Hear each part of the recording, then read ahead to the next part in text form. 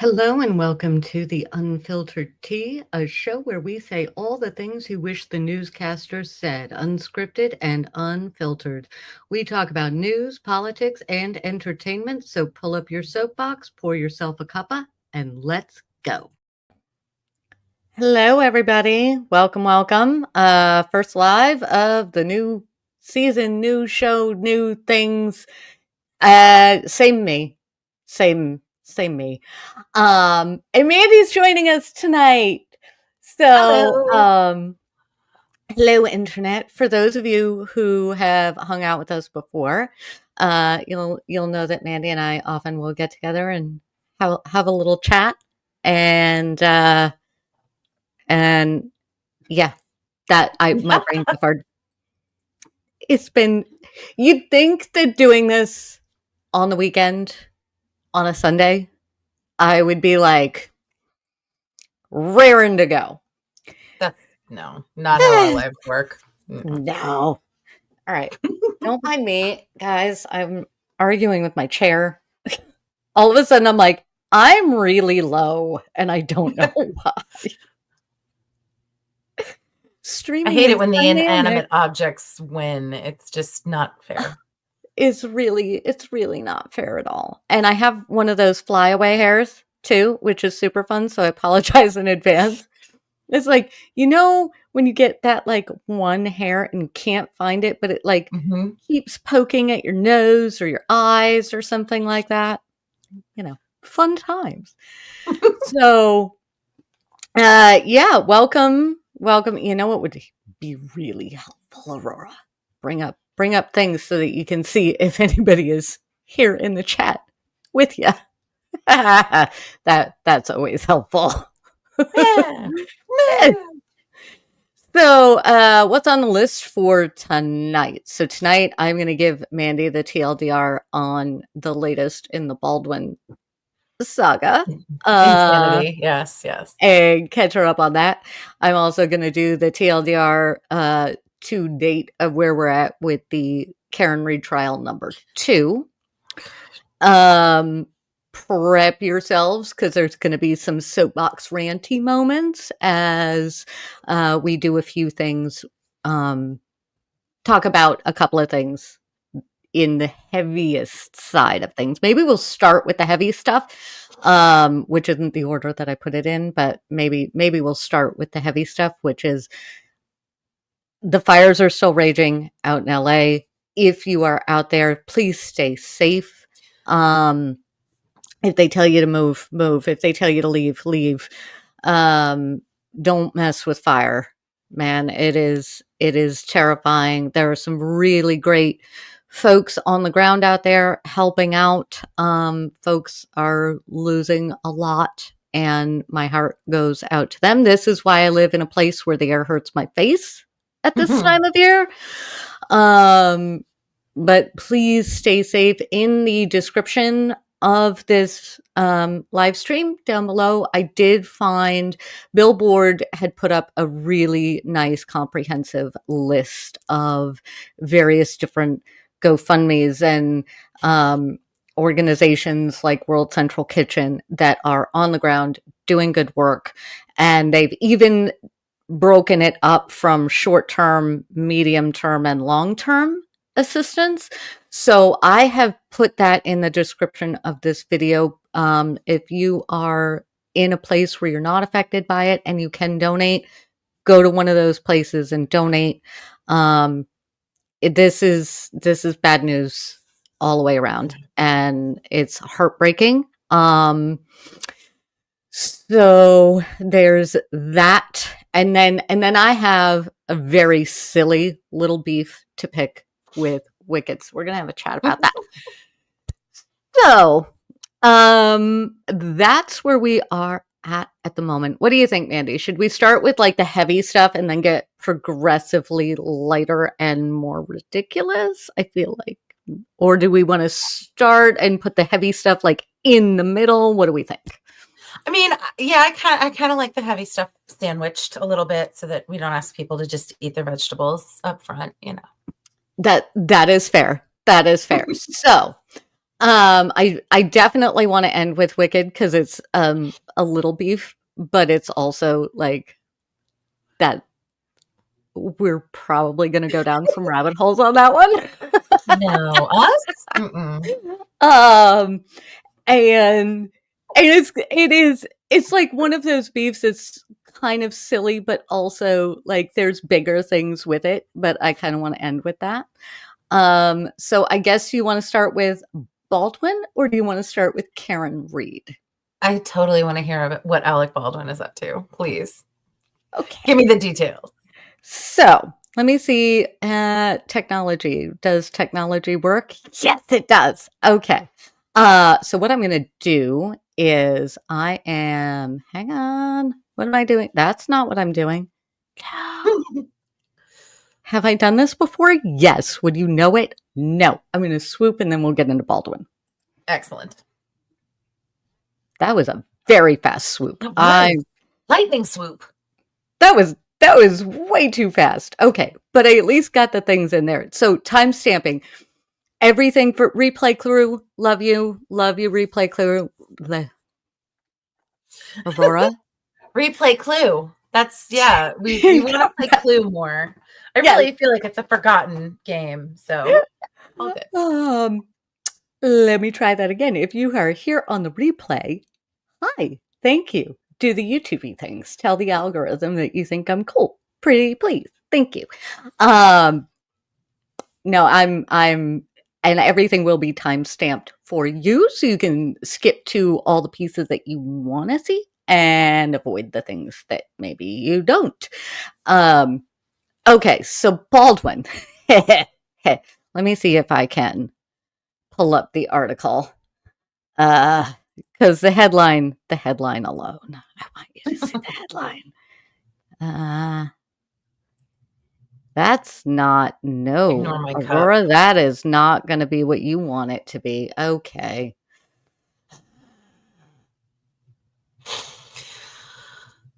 Oh, technology. It's better. so That's wonderful. better. There we go. Okay, let's just bring up the headline here. Okay, that share.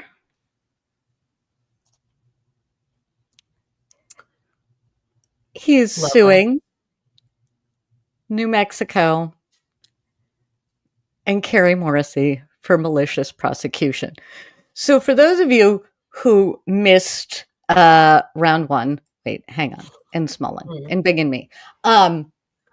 For those of you who missed the first round, the TLDR of all of this is that a few years ago there was a movie being filmed, a Western.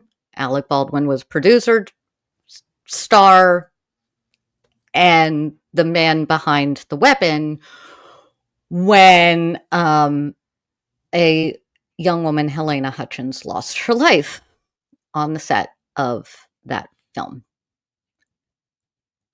because he was playing with it and because the armor didn't do their job and because like 47 different things went wrong with point A to point B. The director himself also was shot. It was not good. And our heart goes out to the family of Helena Hutchins. Anyway, so the armorer, Hannah Gutierrez Reed, we covered a lot of her trial. She went on trial for involuntary manslaughter because she didn't do her job, hence live bullets on set in working guns. And there were charges brought against several people because as should be true to my understanding, having done a lot of stage work, not a lot of film work, but there are a number of people in the sort of chain of custody, if you will, of any weapons that are used on set. So yeah, number of people were involved or were brought up on charges. Yes. And one of those was Baldwin. So Baldwin gets into court.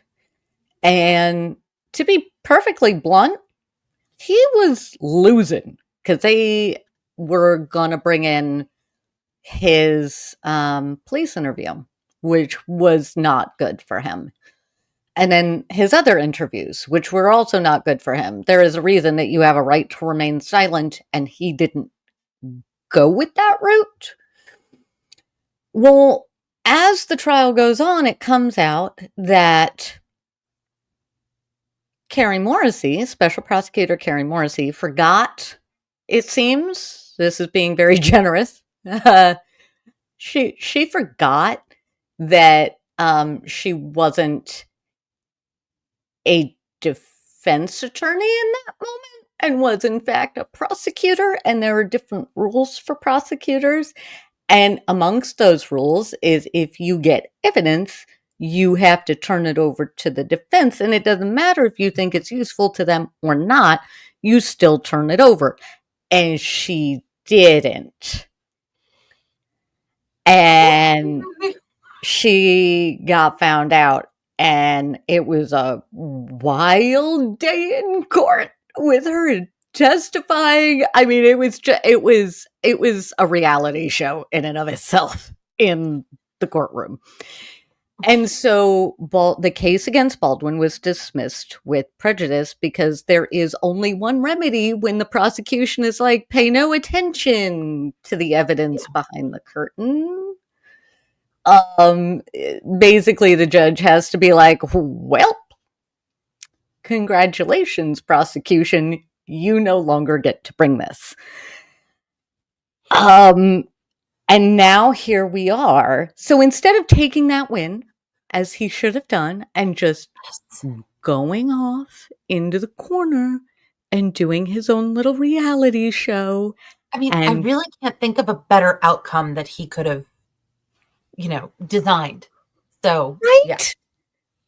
Like, my dude, there was so much evidence against you in this case. And amongst the facts not disputed by anybody,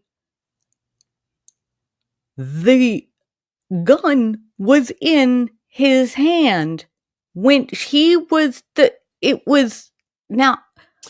Yes. Yeah. Yeah. I mean, how anybody doesn't end up with some sort of negligent something charge under those circumstances is just beyond me. But again, it seems to me that was the perfect outcome for you. Not that I know you, Alec, but that's one of those times where you're like, I'm gonna go in and tell a little story about myself and a lesson that I learned in first grade. So when I was in first grade, I was very precocious and I read a lot. But for some reason, none of the adults around me swore. I don't know why. I kudos to them for keeping that in, because Lord knows once I figured it out, that all went out the window, which is fine. I love that. Good expletive.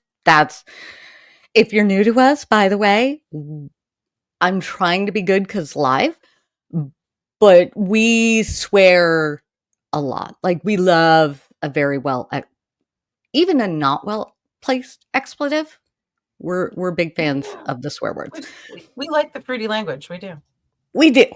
So, I'm in first grade, and and the school was K through like 8. So the bathroom graffiti in 86, 87, somewhere in there was more colorful than it would be today, let's just say.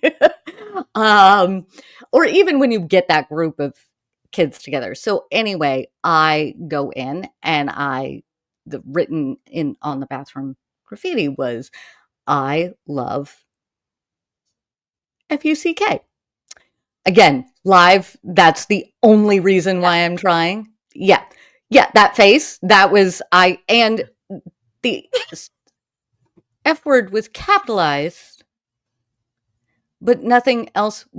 So I, being the precocious person that I was, it was capitalized, so I thought it was like a person or a person. thing, Yeah, or, that's a name. That's a proper noun if you capitalize it. It's a proper noun. And But something told me that because it was bathroom graffiti, that maybe I shouldn't ask the teacher. Maybe I should just, um, Well so, reasoned, well reasoned. uh, I went to the kid in class for which I still feel a little bit of guilt because I'm sure his home life was not great. But I went to the kid in class who was always getting in trouble and stuff. Because I figured he would probably know.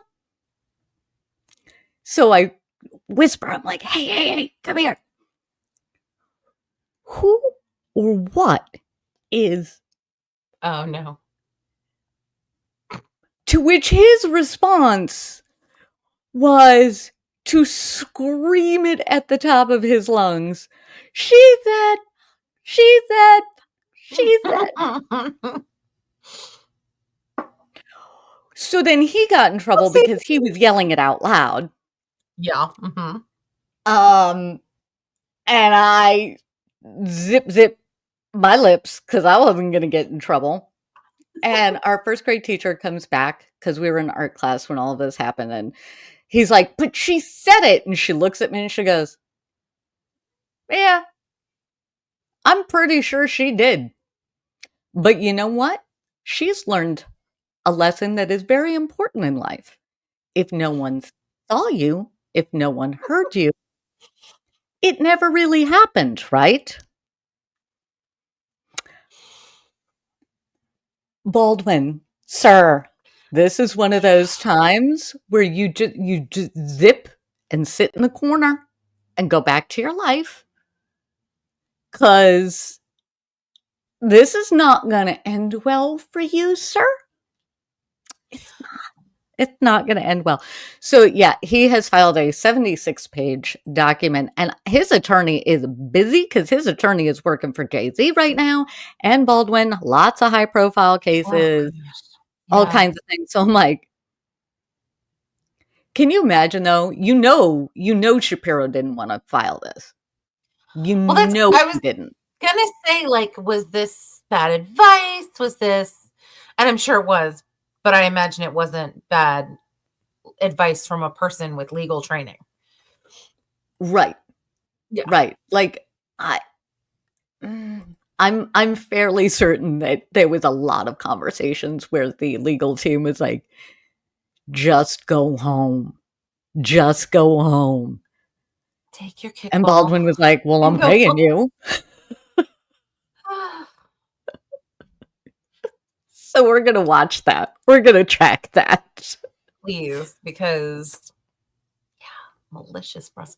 I'm gonna have to look that up too because I would like to know what defines it as malicious. So yeah, we'll keep digging. Claims he's claiming that they were blinded by their desire to convict Alec Baldwin for all of the wrong reasons and at any cost. Okay, I just have to say it. Does this or does this not sound like the reaction of someone that Alec Baldwin has portrayed a number of times in his career to court proceedings? I mean, did he just lose himself in the character a little too much, or was it I mean, like, typecasting? I don't know. I don't know. I'm just throwing ideas out there. they're kind of the same person with different politics. That's, I mean, they're kind of the same. That's why he did it so well. I've said that a lot. I stand by that. They're basically the same person, but with different views on, Yeah. well, some political things. And I know both of them would be so mad at me for saying that. And Yes. fans of both of theirs would also be so mad at me for saying that. But, like, let's be It's real. uncanny. It is They treat uncanny. each other, they treat members of their family kind of the same. They treat, um, there's a lot that indicates that they're very similar in nature. Yes. Um, Terrifying. yeah, yeah. Um, so that's that. So we're gonna follow that because I'm sure Excellent. it's probably gonna get thrown out. but if he pushes hard enough, we might get to see some more court fun. I, yeah. Oh, Yeah. Sorry. don't I'm mute still the mic. stuck on I think I just I can't see myself ever wanting to publicly say I'm such a big whatever that, Mhm. people are blinded by their eagerness to whatever. It's narcissism and in its purest form. Terrifying. Anyway. Yeah, yep. It does take a certain disconnect from the facts Mhm. to claim that there was never any reason to bring him up on anything when we all know that he's the. I know he claims he didn't pull the trigger, but none of the evidence actually supports that has come out in court. Mhm. None of the evidence that has come out in court in either trial supports that Yeah. claim. So maybe don't force. And he's demanding a jury trial, which is a bold move. A bold move. Uh, Yeah. okay. Interested to see where this goes. 100%. 100%. So yeah, I'll be tracking that. Cool. And I'm gonna swoop and then TLDR of Karen Reed. How quickly I'm zooming, but I'm not zooming like yeah. Swoop. You're not zooming as fast as the swoop. Ooh, Yes. that one was That normal speed. Excellent. Excellent. that was a nice normal swoop. Okay. Make this go away so I don't get confused. Okay.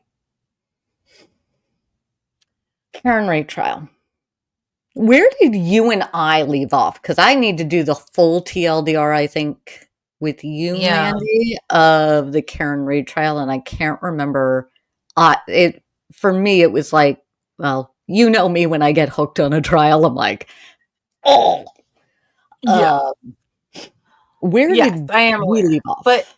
I mean, I think mostly we had left off on um yeah, I do think we covered the end of the first trial, though to be totally honest, I do not remember the details. I just remember how much potential conspiracy there was woven in there. So that's not helpful, I imagine, but that's what I remember. No, that actually is kind of helpful. So, in the time since we've caught up, right?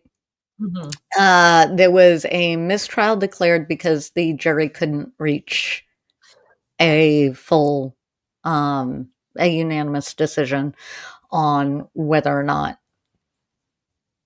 she was involved at all. And it seems there's been a whole bunch of stuff that has come out that hasn't gone anywhere. There was indication that perhaps they did agree that she didn't do it that way, but they couldn't get to she wasn't driving drunk. The lesser includeds, including driving drunk, and did she hit him? Did she not hit him? That was still kind of up in the air. Literally nobody proved it beyond a reasonable doubt, and there was still a lot of questions. Um, but some of the jurors were like, no, we did agree that she didn't actually do the thing that she was prosecuted for, but we couldn't agree on the DUI. Gotcha. But mistrial declared anyway. We're going back to trial, which means, and they brought in a new um, special prosecutor. Basically, Lally has been sat in the corner and told not to speak again, it seems. I don't know. He's there at counsel table, but he is not. Nope. And so they brought in Hank Brennan, who was Whitey Bulger's defense attorney, as the special prosecutor in this case. The defense team has also brought in, I can't remember his first name, Alessi, who is he's got he knows how to read a room and knows how to read this judge. His every motion for him with this judge, he doesn't go to battle with her. It's like, if I may, judge, do the thing over here that is required by law for me to do, that would be great. It's a whole Right. lot of like, but if you think it's not a good idea, I will maybe reconsider, but I'd like to make a record. There's a whole lot of like deference to her, which is different than Jackson. So I still love watching Alan Jackson work and David Yannetti. Like, Karen Reed has a dream team of defense attorneys. So some of the things that had previously come up are coming up again, obviously, because we're going into round 2. There are the FBI investigations that are winding down into the entire Canton Police Department. Sounded like that probably needed to happen. Yeah, and then they found out that there's another whole case that isn't in the court system yet, but they discovered that it looks like a former cop may have committed lots of crimes, um, Oh, Lord. including murder and lots of bad things with like teenage girls. Mm-hmm. Yeah, so the FBI kind of uncovered some of that, and guess what? There's a lot of the same names connected to the 2 cases. Shocking. So am I paying attention to that? Is Karen Reed's defense team probably tracking everything there? Yep.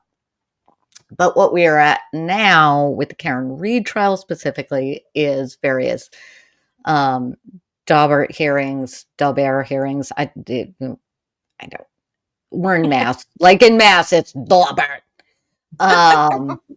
Because that's how we roll up here in northern New England. And so the prosecution is seeking to completely exclude Dr. Marie Russell.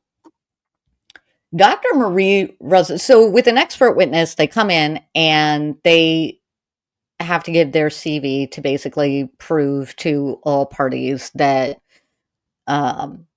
they can be classified as an expert, right? You know this, Right. but I'm explaining for No, people yeah. like me that didn't know before. Dr. Marie Russell has done all of the things. She was a Boston police officer back in the 70s when she was like the only woman in that area. Yeah. She was a forensic pathologist. She was an ER doctor and treating physician and teaching physician. And where was she an ER doctor? In Los Angeles County at like one of or the busiest ERs in the nation. Yeah. And this is a woman who when they went through her CV, both trials, it took hours. That's how many things she's done. Just going through her credentials takes half the day because she's done all of the things. Yeah. And she ended up in the first trial because somebody out in LA that knew her was like, hey, you should take a look at this trial because I think that you have expertise, because amongst her expertise is pattern recognition with dog bites, dog attacks, that kind of thing. Makes sense, yeah. And I almost knocked my light over. So with John O'Keefe, one of the pieces of evidence that the defense is focusing on is the picture of his arm, which shows a lot of scratches and puncture wounds that look like a dog to me. Or so, I mean, if you said it was a, dog or a fox or a, some sort of canine, I would be like, yeah, sure. If you said it was some sort of cat, I would be like, Mm-hmm. uh, yeah, I'm gonna need to see the kitty because, um, and so the prosecution is trying to not allow her evidence in. Wonder why.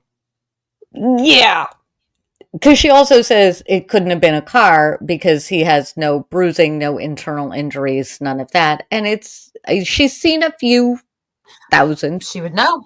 She would know, yeah. so she would know. Um, so that is where. So they did one whole day that was. Sorry, I'm buffering. Direct examination from the defense. And then they did one whole day that was cross exam, redirect, recross. And I realize Brennan is doing his job, but good Lord, there is I don't want to tell him how to do his job better because, well, I don't think he'd listen to me anyway, so it's fine. If he treated her with the respect that she so clearly deserves based on her CV, he might have gotten farther, at least in the court of public opinion. But then he made his closing arguments. So I thought that I would bring up the closing arguments. I'm going to run it at, I think, 1.25. I might run it a little faster, but I'm thinking 1.25 will be fast enough. But I thought we could go through some of the closing arguments. No, I'm gonna skip toward. We'll do some of them, but not all of them, because he takes like half an hour, and we don't need to do that. Just to give you that. Have we heard from the judge on this? No. Really? That woman never. No, she doesn't rule on stuff like this from the bench. No. You gotta wait like a week and a half and then hope that somebody is she written rulings or what? Mm-hmm. Yeah, it's like written rulings, and there's, when it's not like at the end of the weekend she issues her written ruling. Like if they do this on Friday, it's not like you get the written ruling on Monday. Sometimes it can take a lot longer. It's goodness. I mean, I don't know what her docket looks like. I don't mean to judge. Judge. Well played. Well played. So, share screen, Aurora. That's what we want to do. Share screen. Share screen. That's the one. Oh, wait. No, do this. Nope. Big. That. Hey, look at me go. Okay. So let's see if, yeah.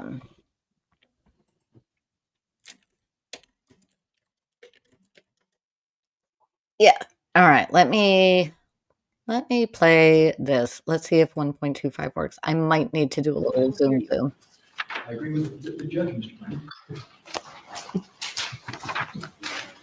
I'd like to start with one very important cases for your Honor's consideration. The first is one of the District of Massachusetts Federal Court. It's Hines 55 Federal Supplement, second, case 62. It's a 1992 case, authored by Judge Gerber. It had to do with the soft science, handwriting analysis. It was a very thorough and thoughtful case that talked about soft sciences, methodology, and when there was an absence of methodology. In that case, I'm sure Your Honor is aware, it had to do with a proposed witness who wanted to look at a handwriting exemplar and provide an opinion of a so-called match. The court said there were very important canons, very important principles or foundations that have to be considered when we're discussing a soft science. This is, by the way, empirical study is not enough. Simply because somebody has seen something before, whether it's once or and Lally is over here looking it's not a for science. that. It's not a methodology. It's not medicine. It is a personal aside. A potential expert has to be in a better position to understand and explain to jurors rather than a simple layperson. That means that she's a doctor with years of experience, like 30 years of experience. Oh yeah, she's a teacher too. So I don't know how you get better designed to explain to jurors that. Yeah, that doesn't make any sense. This argument. Okay. Anyway. Okay. Yeah. Try Right? to hang in there. Try to hang in there. some level of methodology, some type of guidance, some type of study, so that they can assist the jury in better understanding what they believe their conclusions are. Empirical is not enough because a subjective opinion without medical, factual, scientific support is just an opinion. A person can look at the constellations and see the Big Dipper, they can see Orion. It's a matter of perspective. It's no different when we have something like a soft science, something different than DNA, where a person wants to give an opinion because they've seen something before. That's not enough. And in this case, Dr. Russell has never been in the business of identifying dog bite wounds. That's literally part of what she has to do if she's in the ER. Yeah. Because part of that is figuring out what is presenting so that you can figure out how to fix it. Yeah, that seems pretty standard. And yeah, okay. I'm trying really hard to give Brennan the benefit of the doubt and say he's doing his job, but it's really hard. She treats them.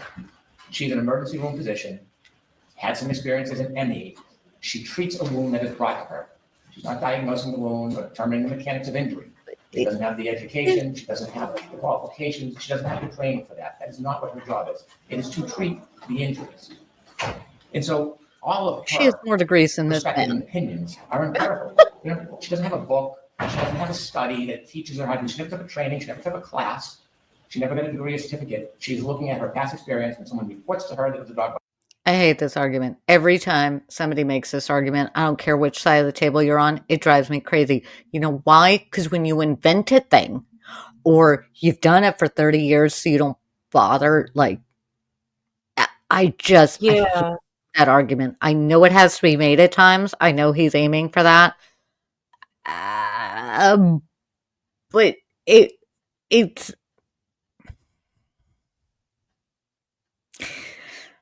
it drives me crazy. And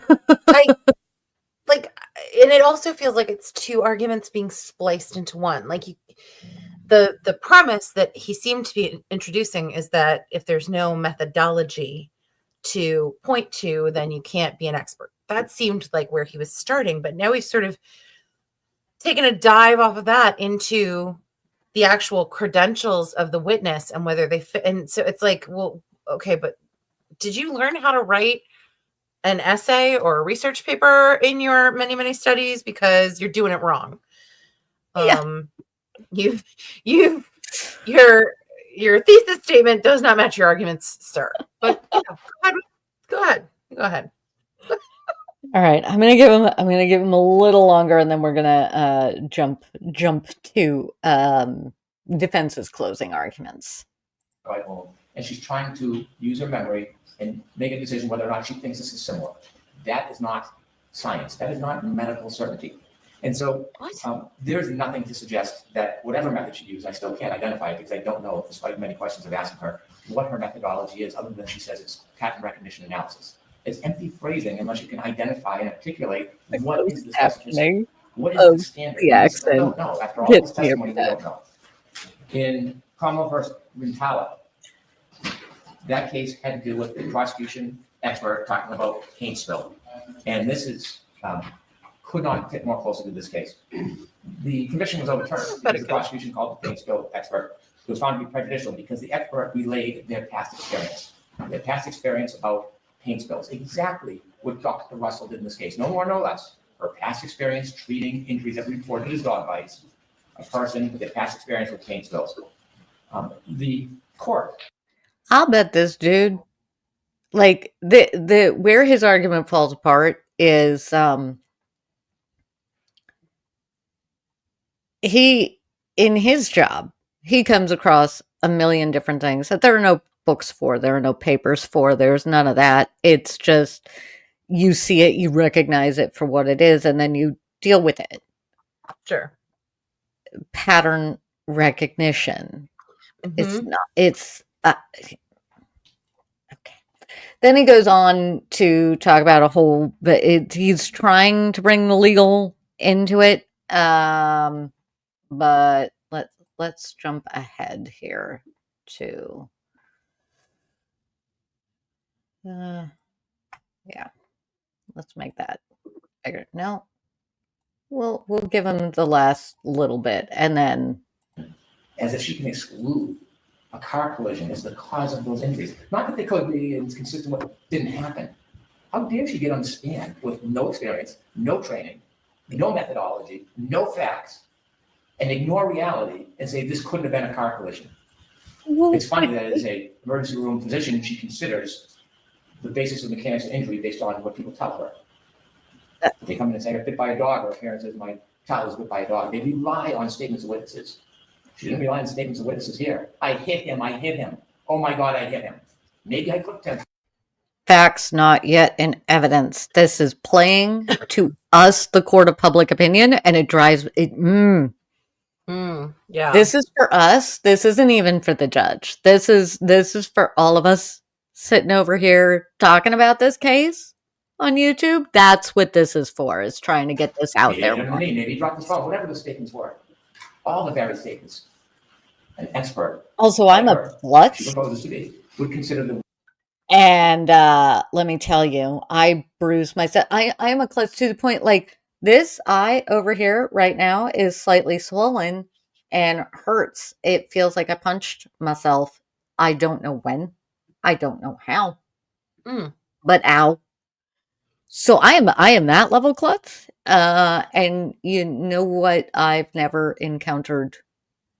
I'm sure there's like the exception that proves the rule, but usually when a car hits a person, the person bruises, breaks bones, has injuries like that. Like there is a pattern there for it. So this is where his argument for me completely falls apart, because it's like she has no experience. Sir,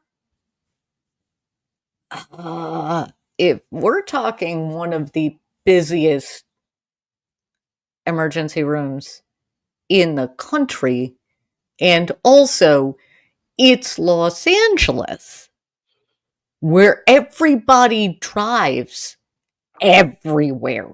Yes. You know what she's seen a lot of? Car accidents.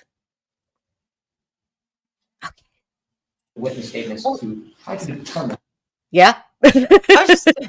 Sorry, I'm off camera because my computer is overheating because I have old technology. But I know that you've watched more of this than you're showing us. I mean, has he established in examining her any of what he's like, that all of her injury treatments are based only on the descriptions of witnesses of what happened? Because I imagine while that may be how you treat a person when they walk into the ER, I don't believe it remains the only basis for what happened to them throughout the treatment of like the immediate treatment and triage of that injury is going to be based on whatever information you have. Oh, I ran out of breath. But you get more information after the fact to make sure that your follow-up care is appropriate, I would imagine. I'm not a doctor, but as someone who's been to the ER myself and with other people, that's been my experience. So I doubt that he was able to actually prove with her on the stand any of the things that he's saying. You are correct. He also asked her things like, did you go to the scene of a crime after somebody reported something to you? And she's like, no. Because doctors aren't in the habit of being like, I know you said that was a dog bite, but here, let me go back to the dog. Yeah. That was another whole thing. We did find out that supposedly the dog that was rehomed at the house where O'Keefe was found in their lawn, supposedly they found her and they took like bite impressions of her mouth. I mean, they're chasing down a theory that the defense has implied but not explicitly put out there. So there's that. But yeah, it was like, why didn't you go meet her? And she was like, I'm not sure I would feel safe meeting that dog. Yeah. And that was a whole thing. So yeah, no, he has not. A lot of these things he has not managed to get. Like it's arguments that he is making based on the prosecution's theory of the case. I don't think it's particularly fair to Dr. Russell in this instance, but that's me. And be cause of mechanical injury. So for her to take the stand respectfully and suggest for a moment that this was not caused by the collision to Mr. O'Keefe, not only with any factual basis, in defiance of actual fact, it's repugnant to the sense of fairness in the courtroom. So witness, just because they have experience as a doctor, doesn't mean they can just come into court and say what they want and then let the government try to counter it. That's not how it works. And so when we consider not only what she doesn't know, but what she chose not to know, it is overwhelming. This is not a qualified person to come in and talk about dog bites. From my perspective, she's probably one, if not a few people in the country can even do this kind of thing, which suggests that there is no real methodology. If she is the only expert in the country, it is not generally accepted in the community. It can't be. It can't be. And as much as the defense may want her to testify to promote this, it's because everybody says no, talk to her. To do that. I'm wagering. The basic steps that you see in some of the literature of going to the dog. Chloe, they knew we found Chloe. They know we've done moles, and she says they told her. I still don't believe you. I want proof of life. Angle that it may be important, but she didn't need to do that. I dare say, if she had taken some steps to try to do due diligence, it wouldn't have ended well for her theory. Perhaps that's why she didn't. She doesn't have the qualifications. She doesn't have the experience. She doesn't have the methodology. Her willingness to tell opinions that are speculative, factually wrong, not based in science and math, should disqualify her from giving another baseless opinion about a so-called dog bite wound. There is no DNA. There is plastic shards in his arm. She has done no due diligence. And she can't describe any methodology because there is none. That's going to come back again, considering that testimony from hearing to hearing, and we should not let that happen again. Thank you. Thank you very much. Now is a good time to remind everybody things we learned in trial number 1, that he's going to have to defend the collection of that DNA in red Solo cups. Yes, and a Stop and Shop bag. So yeah, I'm not sure they're the best ones to discuss that. Well, sorry. You're fine. Referring to things as actual facts that clearly are not known to be actual facts. It's just hurts my sense of jurisprudence. For whatever that's worth. I'm not a legal professional. I've spent my life surrounded by them, but I am not one. So yeah. It's gonna get, I think round 2, trial number 2 is gonna be a little more spicy. I think it's going to be a lot snarkier and a little more spicy. I think that's what we're going to get. Nice. Although at this point I have a physical reaction when I hear what, if any, between this trial and the Daubert trial. I just have a physical reaction to that phrase at this point. So let's give defense attorney Alessi his closing for a little bit here. The greatest danger to the issues in this case, the greatest danger to a defense right to a jury trial and present its witnesses to have an entire motion supported by nothing but the assertions of an attorney on the other side. That is the greatest danger to our system. That is the greatest danger to a defendant being able to present their case in their view. Remarkably, all of the arguments you just heard now do not come from a medical doctor, which Your Honor has said causation of an injury to a person in Massachusetts must come from a medical doctor. Where is the affidavit? Where is the report of a prosecution witness to support one statement Mr. Brennan just made in 30 minutes? Woo! We don't have one. I'm liking you. All right. Oh yeah. I am. How do you feel, Mandy? Are you okay if I speed him up to 1.5? Yes. Okay. Because Alethi speaks a little bit slower, and I feel like he does, but which is fair. He is very clear, and I'm sure if you're the court stenographer, like you are going, "Thank you." But for those of us who have brains, But also for a jury trial, it's a very good thing. It is, and it's very, very good for the jury. I like him. I'm glad they found him. So yeah, let us listen to Alessi a little bit because he's good. Where is it? It doesn't exist. I would like to start my argument and tell you exactly where I'm going to go. I'm going to go to why we're here and what the issues are for this motion. So I'm going to start my argument with what is the legal standard that Your Honor faces to answer. And I know Your Honor knows it. I'm just doing it for the logic in the presentation. I'm going to go through that. I'm going to identify specific case law, dog wound cases, not paint cases, not others, because it matters. Because Daubert and Lanigan are so flexible and so nuanced, it's got to be the issue before it. Paint cases that Mr. Brennan mentioned are irrelevant. So I'm going to go through cases that speak specifically to dog wounds on humans.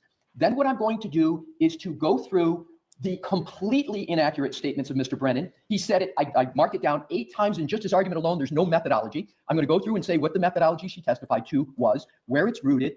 And then I am going to go into why Dr. Russell is actually stronger in December than she was in June. So let me start out with the baseline for this hearing. Fair. The January 20th transcript, page 1-4.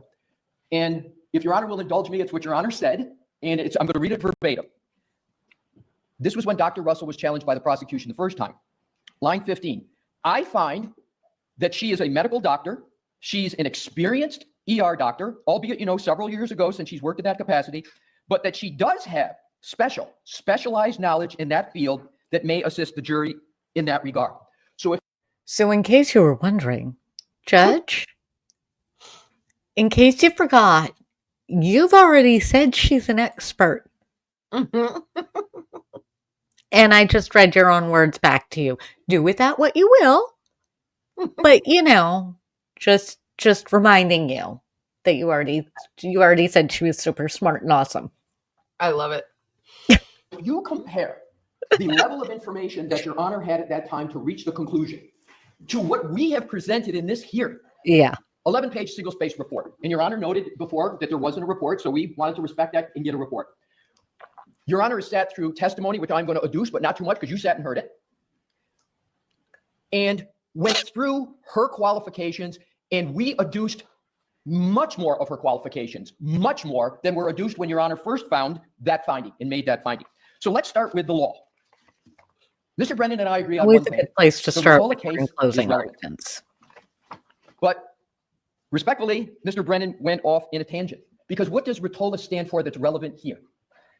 Quote, the crucial issue, in determining whether a witness is qualified to give an expert opinion is whether the witness has sufficient education, training, experience, and familiarity with the subject matter of the testimony. What is the subject matter of the testimony? It's what are the cause of the wounds to the decedent's right arm. I submit that if you ran an artificial intelligence program, you couldn't come up with a more perfect witness for the subject matter of this testimony. Emergency medicine physician, 29 years experience, forensic trained pathologist who has co-authored books on dog bites. She's well-versed in the articles. She is consulted by experts like Dr. Vale that you heard about for these types of issues. The crucial issue of whether she's qualified to me is 100% in favor, and I don't believe you could find another witness more qualified. And that's the crucial inquiry. What's the second prong of the inquiry? After qualifications, is the methodology reliable? That's the second. Whether Mr. Brennan agrees and 95% of what he argued, that's for cross at trial. But more importantly, that's for a jury to determine. That's the job and province of a jury, to determine whether, assuming Mr. Brennan ever gets a doctor to come in and counter Dr. Russell, it's for a jury to decide which expert do we give more weight to. But the focus. I love that start. I love that start. Sir, I'm running a bumper just for you. When I find it, I'm running this just for you, sir. This is for you, Attorney Alessi.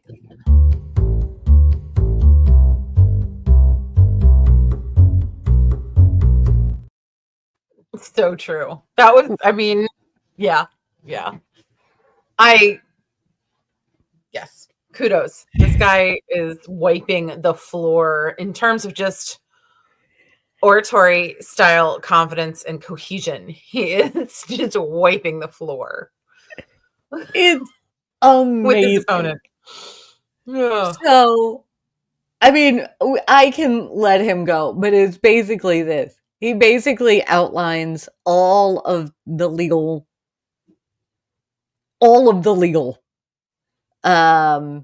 I'll leave it up to you, Mandy. I can let him go with the rest of his clothes, and we can keep sharing it, or we can jump ahead to the end. I think we can jump ahead to the end of his clothes. Nope. Yeah, I mean, I definitely am going to go back and try and actually watch the rest of it, but I don't know that everybody wants to, so we can jump ahead. I think jumping ahead. I don't even think jumping ahead makes sense because we're almost there. So anyway, I'm going to play from where we're at because cool. The Munich and Pollock, and we walked through, with your honor's gracious indulgence, we walked through specific. Yeah, I jumped ahead a little bit. Where that pattern recognition methodology is stated, and here's a key. Remember, please, the word pathognomonic. This pattern is so specific that it... Right. We all learned, anybody who is watching this hearing, we all learned, well, those of us, me, who didn't know the word pathognomonic. We learned it that day. Almost by itself rules out anything else. That's the definition of pathognomonic. And that's the definition. And Dr. Russell used highly characteristic, which he did note and explain what another study said was. Pool camera guy. For the love of all things holy, please focus on the human being speaking. And that's it. It's pathognomonic. It's incredible to me that it can be stated that there's no methodology here and that there's no basis for it. It is generally accepted in the medical community. That's the purpose of the Pollock and the Munich article, is to establish that it is accepted. Dr. Russell is not coming here to the court and just testifying, it's my subjective empirical statement. Mr. Brennan tries to do in his argument exactly what an expert rejected and for which he has no support. And that is to say, we got to look at these wound by wound by wound, and he said 0, 0, 0, 5 times 0 is 0. He tried that on cross. Dr. Russell rejected that resoundingly. She said, you're missing the point. The point is the pattern. You look at these all together, and it's the pattern that matters. And the authors, Pollock and Munich, say that pattern is pathognomonic. You really don't even have to go to other causes, although Dr. Russell said she did because that's what good, thorough doctors do. So it is incorrect that Dr. Russell didn't explicate a methodology. It's incorrect that she didn't explicate that there's a rooting in the medical community and that it's generally accepted. Now let's go to the cases. Mr. Brennan cited to a paint case, etc. But interestingly, and in contrast, in our papers, which Mr. Brennan has had for almost a month, and he didn't respond, interestingly, we cited to the Lobello case, the Brinker case, both of which are dog wound injury cases, not pain cases. I know a little bit about Lobello because I know a little bit about the firm that sponsored the expert in Lobello. It's my firm, my law firm. And the exact argument that Mr. Brennan just made was expressly rejected by the court on a dog case, a dog wound case. Here's what the court said. The court finds that Dr. Sirota qualified as an expert on the presentation. This is on Westlaw, page 10. The court finds Dr. Sirota qualified as an expert on the presentation, treatment, and medical sequelae of an attack by a dog. Here's the key. As explained in his expert report, Dr. Sirota has personally repaired thousands of wounds and lacerations, including wounds and lacerations caused by dog bites. And he's authored a number of peer-reviewed articles in the areas of his certification, et cetera, et cetera, et cetera. And so there is a dog bite case.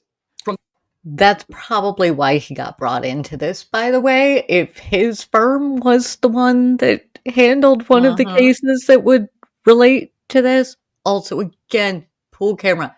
Focus on the person speaking. That's it. Please stop focusing on the defendant, on the family, on all of that. The wide shots are fine. These close-ups that get... okay. Yeah, it's unnecessary. It's and you can tell everybody's uncomfortable being focused on. The Southern District of New York, not an insignificant court, as recent as 2023, saying a doctor that sees and treats all these, that's reliable. And this was a Daubert challenge, Your Honor. This wasn't an incidental question. The challenge was defendant's motion to preclude expert testimony, albeit federal rules of 702, but we know in Massachusetts it's Daubert, Lanigan. You can satisfy Daubert, the federal, but you also Lanigan, and under Davis, you can have generally accepted in the medical community as well. There's one case. Another dog bite case we cite, Brinker, that Mr. Brennan didn't address is a federal court case in Indiana where same challenge to a doctor about the cause, and it was italicized, the cause of the injury to the person there. And the court basically said in that case that this expert here, and they challenged the causation issue, said that doctors who have experience in treating them, that's enough in and of itself. We don't need to go into, we know Daubert's flexible. You don't have to use all 5 factors. They're called non-exclusive factors for a reason, which is a good segue now to Massachusetts cases. Mr. Brennan's hypothesis is that you can't just have somebody use their years and years of experience. You've got to have something more complicated. We cited the Goodman case, a Massachusetts case, and I'll read the relevant portion. The challenge in that case was to a burn pattern. So it's not a dog bite case. I want to be clear about that, but it's a burn pattern. And here's what the court said. The foundation for Slowick's methodology, that was the expert here, was simplicity itself. Examine the exterior of the facility for external causes, and finding none, examine the interior of the building to locate the origin of the fire by following the burn patterns. And the court put by following the burn patterns in italics, not me. And so the court basically said, here, it's simple. Just look at the patterns. This person has experience with seeing these patterns. Next case we cite, another Massachusetts case, Pasteur. What's the issue there? Not a dog bite case, I've already given you 2, but a firearm examiner in that case. The court said, and I'm going to quote, a judge may also look to his, let's get it correct, her, for this case, own common sense, as well as the depth and quality of the proffered expert's education, training, experience, read on, to determine reliability. All right? So even in situations where courts have repeatedly said, including dog bite cases, if a doctor has repeatedly looked at, treated, etc., they get to testify with regard to whether they believe a wound is caused by whatever. And in the 2 cases I've given you, dogs. So the law is very clear for what the position is of the defense with regard to methodology. And that's what this hearing's about. That's why we're here. Also, and Mandy, correct me if I'm wrong. My understanding is that this should be a battle of the experts. If the prosecution is saying one thing and the defense is saying something else, it should be a battle of the experts. They should have the prosecution expert and the defense expert, and then the jury, i.e. the finders of fact, should then be able to determine which expert they trust, right?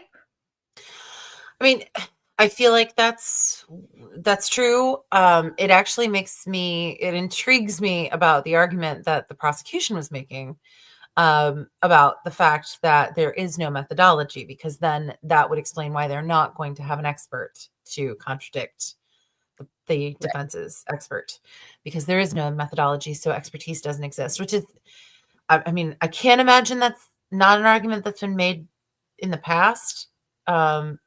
I wouldn't think it would be very successful. But I mean, I don't know. It at least gives me some sense of why that's the argument they're choosing here. Because we keep hearing that it sounds like they're not going to present their own expert. So, yeah, But yes, that is, I mean, that is how you refute expert testimony.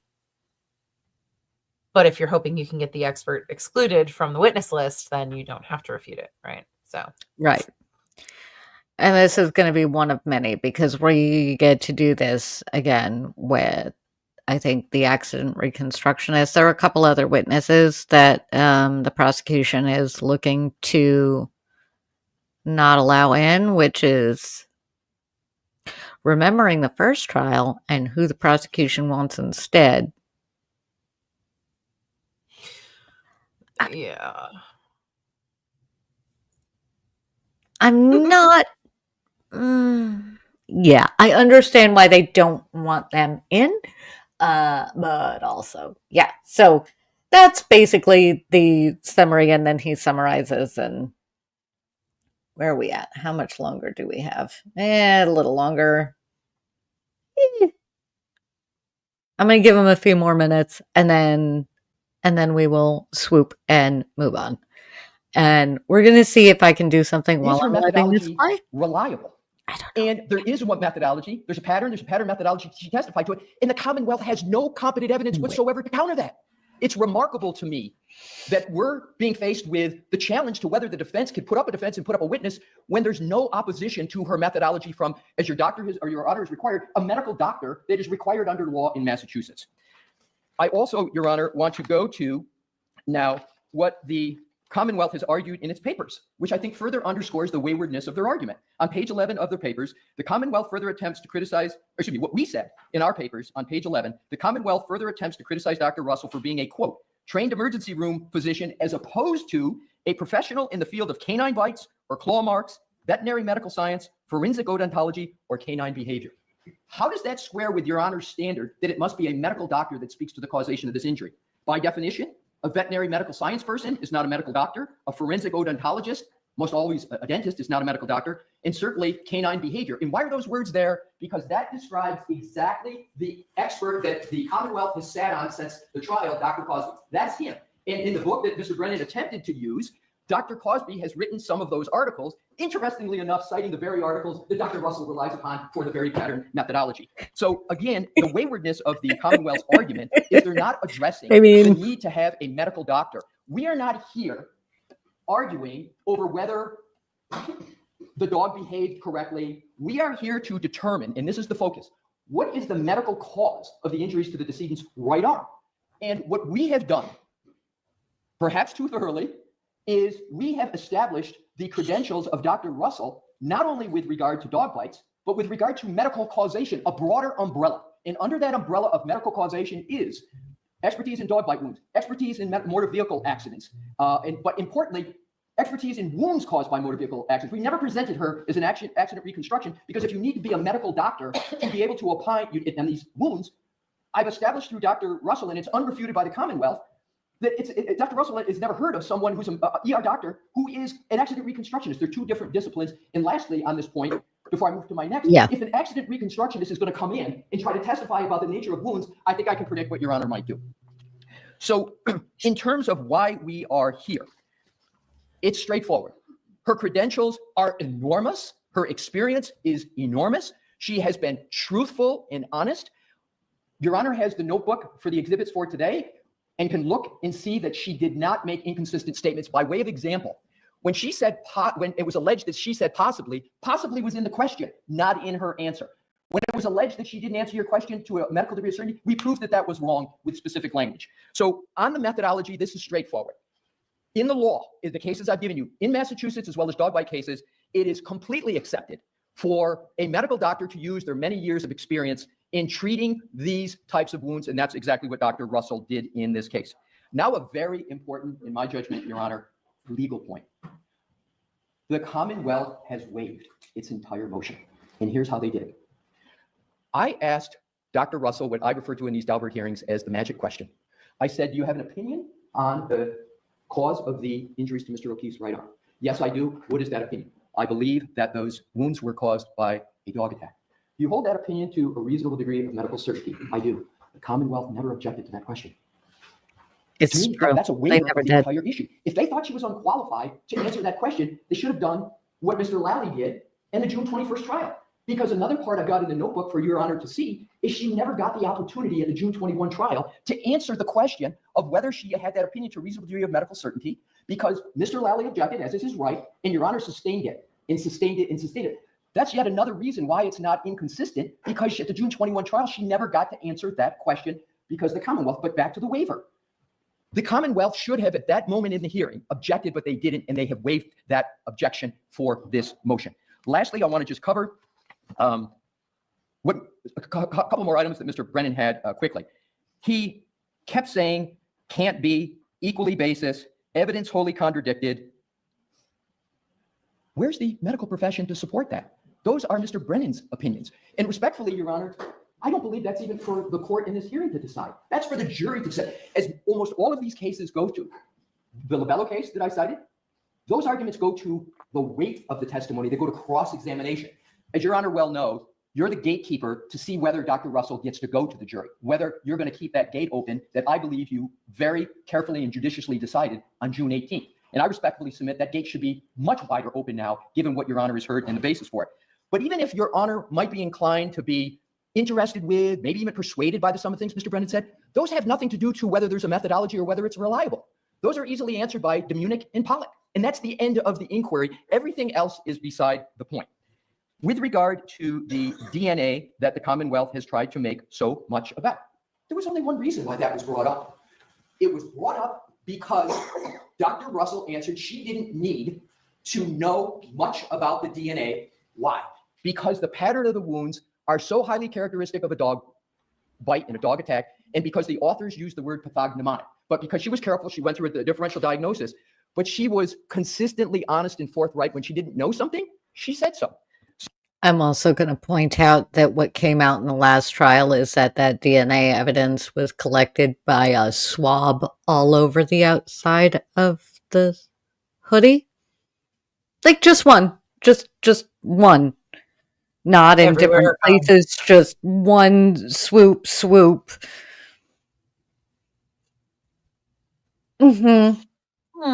So yeah, basically she didn't take it into account because why would you? Commonwealth doesn't want to hear her full. What was the result of that DNA analysis? That there was pig DNA on the outside of the hoodie.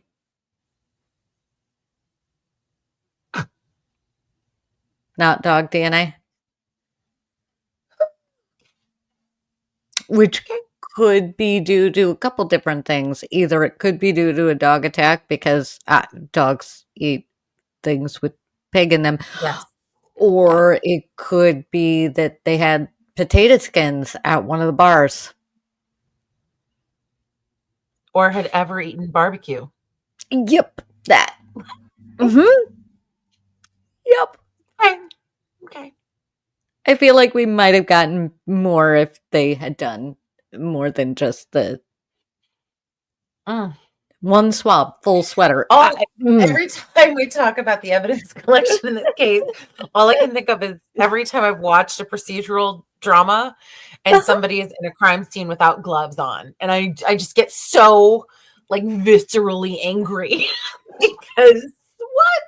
Yeah. So that's how I feel whenever we talk about the evidence collection. This is a whole case of that. This is a whole case of that. I'm mad at a continuity expert when I'm watching a TV show, not at a person who actually should know what they're supposed to. Anyway. Oh, okay. I think, he's almost done. Okay.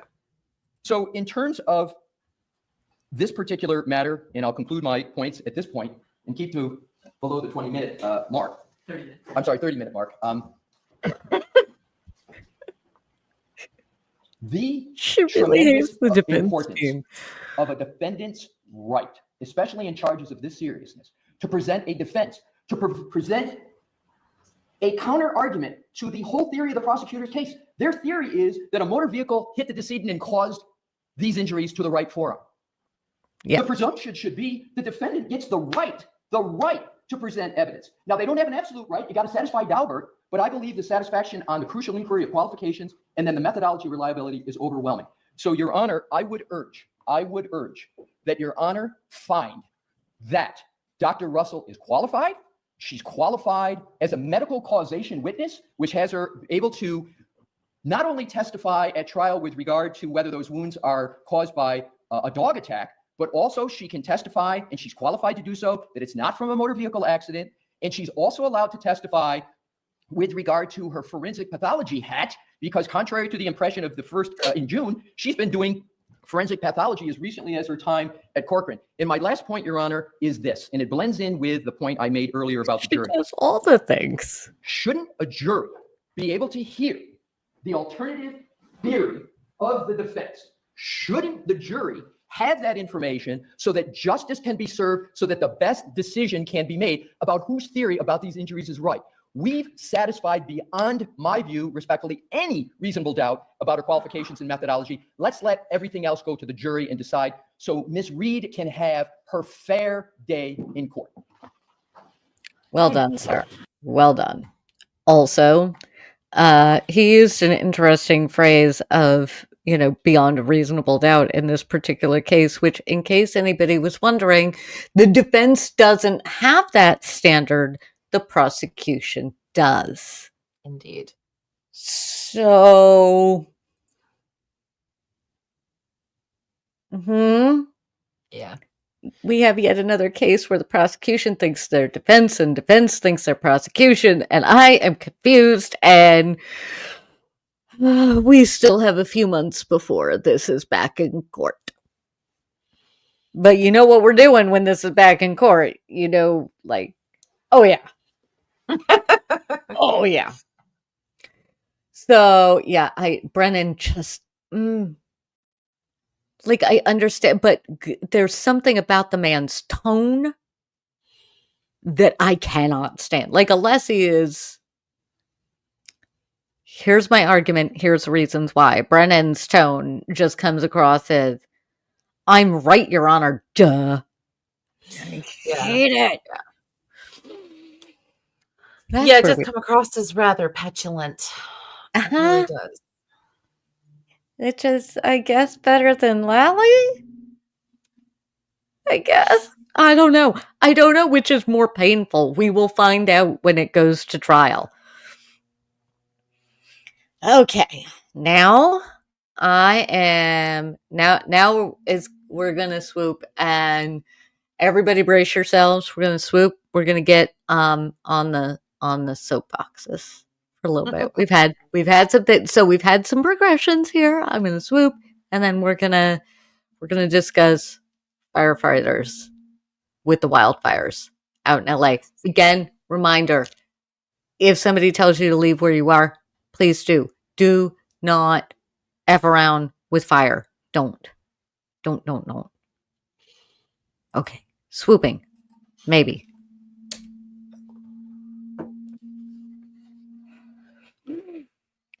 Okay. So I don't know if you know this, Mandy, I think, but I don't know if it's common knowledge or not, but most of the firefighters currently fighting fires out in California, there's a whole bunch of them that are incarcerated. Yes. Folks, we are using prisoners to fight fires. Now, they've done this in California for years and years. They pay them it's under minimum wage, because they're prisoners, so they don't have to, because they're incarcerated, because they're in jail, they don't have to pay them. So it's like they are paid between $5.80 per day and $10.24 per day. You've seen the pictures of these fires. These are folks we are sending in. Now, my soapbox on this, I'm going to warn everybody, I'm going to get up on my soapbox for a minute. We are sending these people in to fight these fires because we think they're expendable, because they have committed crimes in the past. And then when they get out on parole, or their sentence is over, and they go and apply at the fire department to do the job they've been doing for however long that they were in there, they get told no because they were previously incarcerated. Because that makes sense. I don't even know. It makes me so mad. No, agreed. Well,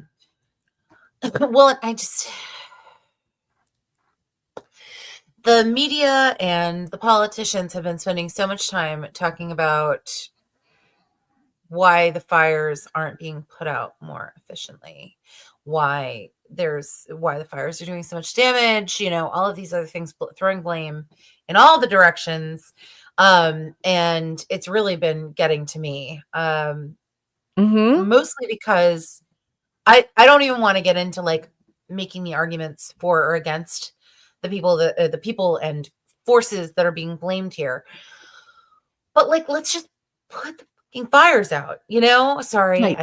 I didn't mean to actually say No, the word out loud. But like, let's it's focus worthy of on swearing. solving the problem and not taking away from it by making it about, did the governor do this, or, that DEI hires are running the whatever, or the mayor of the city, and the this and the that, and put whatever resources are needed into putting the fires out right now.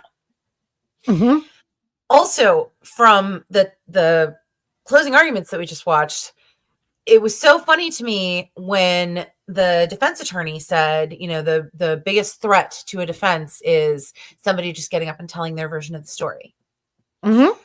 That's all we do anymore, it feels like, in the media. If somebody just gets up and says, this is how it is, and nobody can argue with them, fact checking is considered, I don't know, lewd by some people at this point, or still biased, or whatever. And it doesn't matter what the source of the fact checking is. So fact checking, right. And there are just wildly different versions of every story. And depending on what your favorite news outlet is, or your social media contacts, or whatever, like, you cannot believe that there is any opinion other than whatever it is that's going into your ear that you believe is the truth. And it's horrifying. So we're sitting here making up all of these stories for why the fires are happening, why the fires are so bad, what people are going to do with the neighborhoods that have been burnt down now that they've been burnt. I mean, just put the fires out. And if you're in a position of power to the point where you can be out there saying, this is why I think this is going wrong, and you're not using every resource that you have available to give the correct resources to the firefighters right now, then I don't want to hear from you at all. Like, it's mind-boggling to me. So that's my soapbox. Thank you for attending. I do, and the whole prisoners, convicted people being part of the firefighting. I have no idea how that works. This was the first time. I did not know that before these fires, that was a common practice. I would love to know more about that. But again, right now, I'm grateful that there are more bodies out there fighting the fires. Right. I don't believe anybody fighting the fires is expendable, regardless of where they came from. I don't believe anybody in the path of the fire is expendable.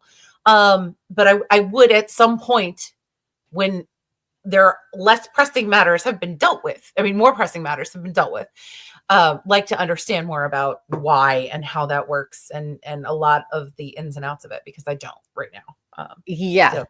There are some great programs for right now. There are some really great programs out there. I will see if I can find them and chat if you want us to go in and do a really deep dive on that.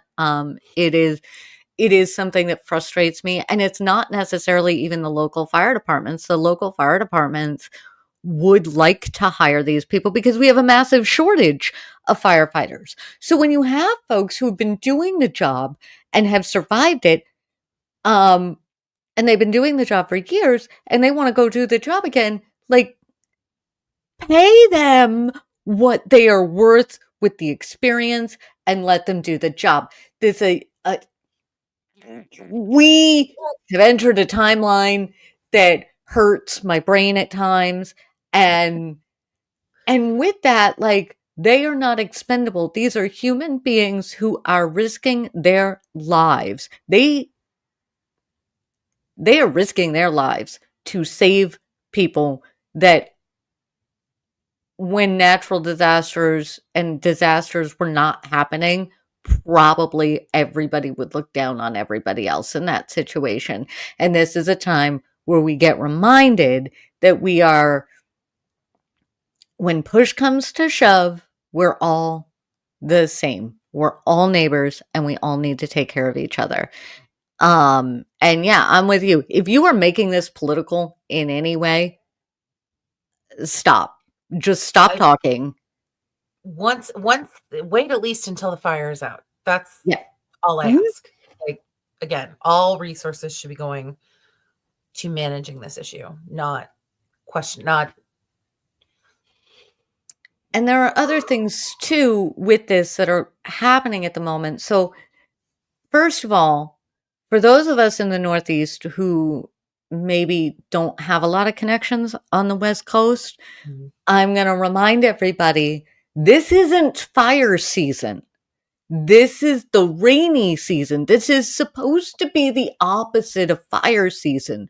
So why this is as bad as it is there are a lot of different things that will come out. There are things like the unprecedented rain last year caused a lot of growth.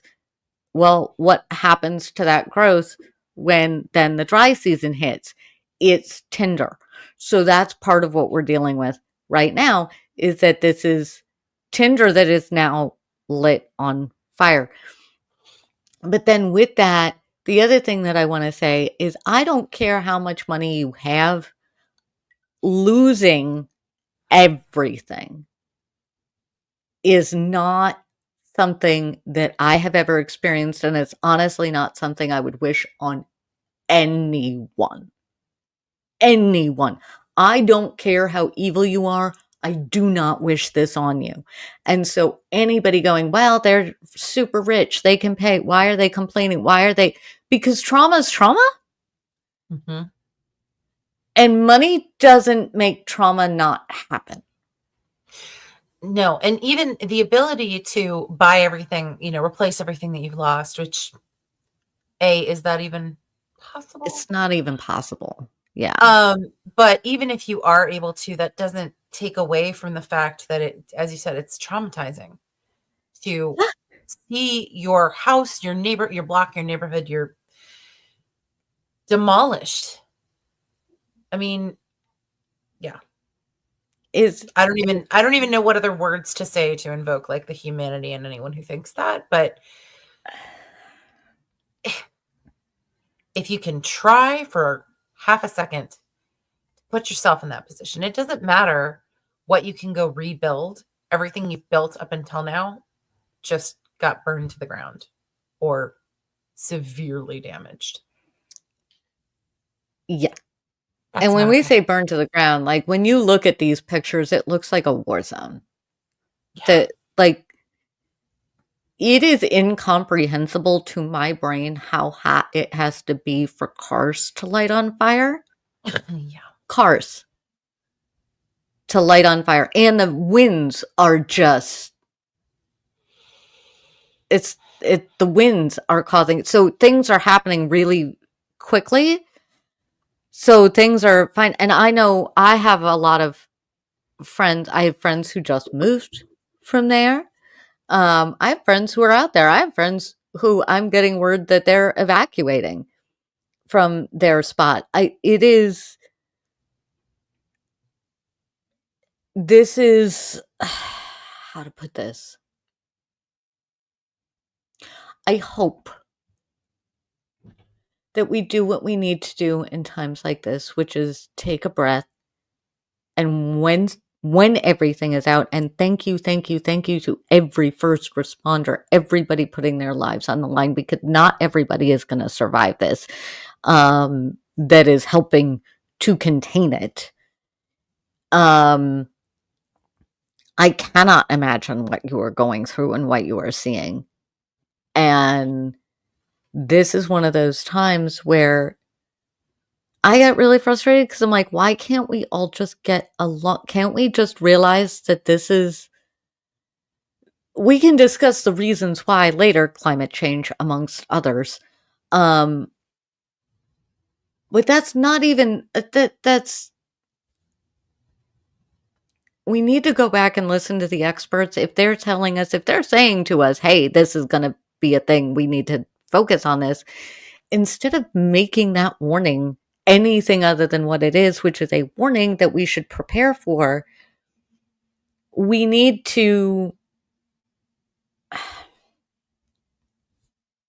I know I'm buffering and I'm sorry. We need to take care of each other. Mm-hmm. We need to take care of each other. And this is a moment where we can remember maybe how to take care of each other. And just because somebody's in jail doesn't make them less of a person. And if they are doing all of this work, like, why are they in jail and what are they doing?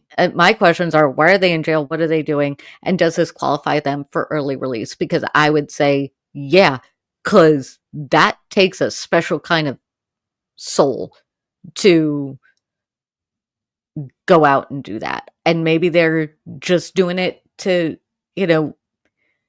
get out of the building for a little bit. And I'm not sure I care what their reasons are. Because yeah, I'm curious whether it counts as community service that then, yeah, in some way is accounted for in their serving of their sentence. I don't know. That's why I really would like to understand more about it, but I haven't had time in the recent days to dive into it. and but yes. I can. Oh, I'm sorry. I didn't mean to step on you. No, go ahead. I was gonna say I can do it. I didn't pull up all of the articles I should have on it. Both before this.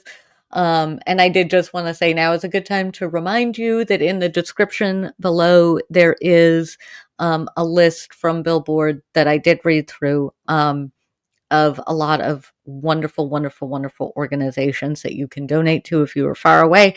And give, I mean, this is going to cost a lot of money. And while I'm on my soapbox, the insurance companies aren't insuring anybody anymore. There are people finding out that they are no longer insured now that they've lost everything.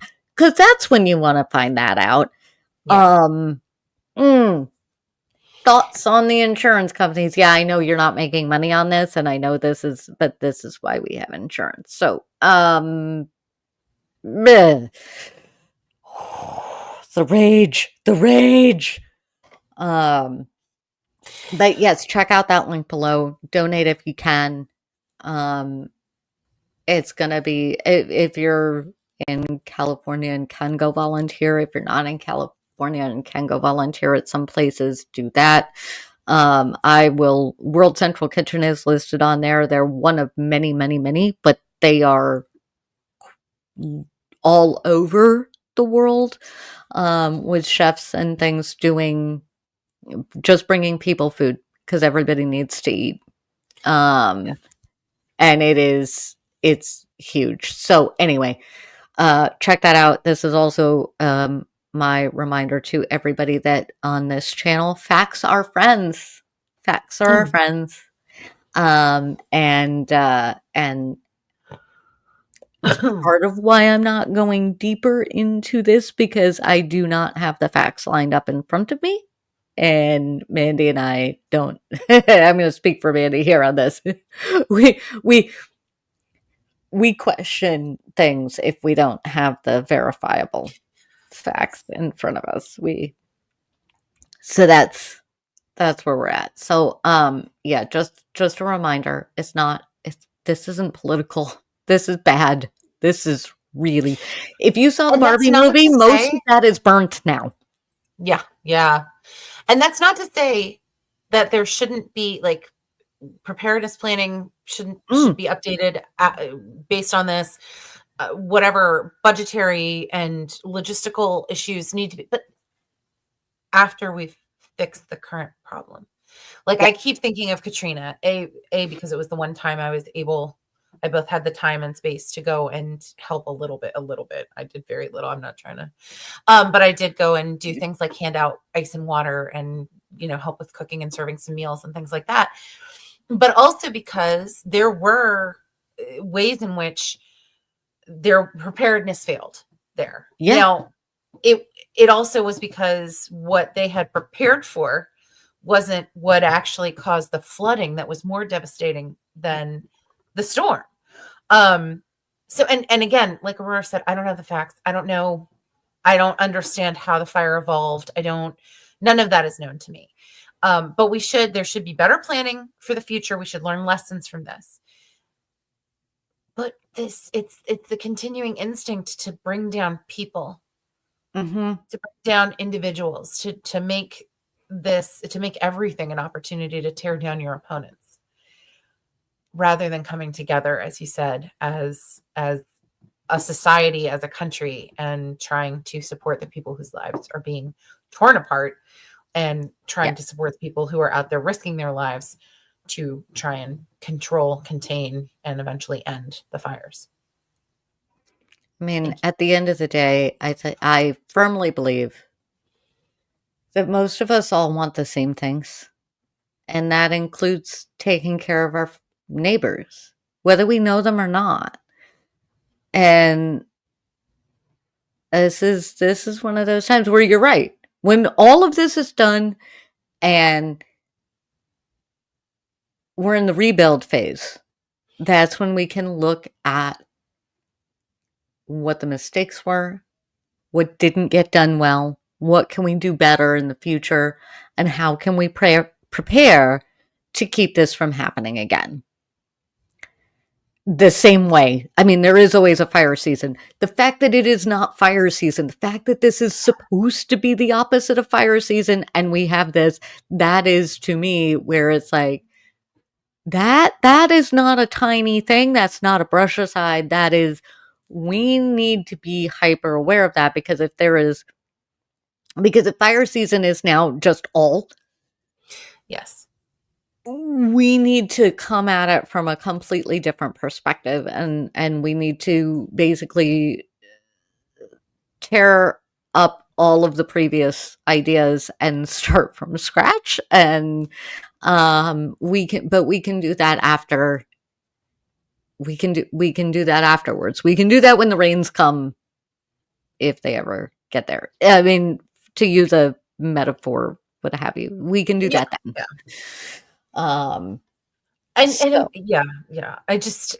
I have to throw this out there too. I just sort of said it about New Orleans and Katrina.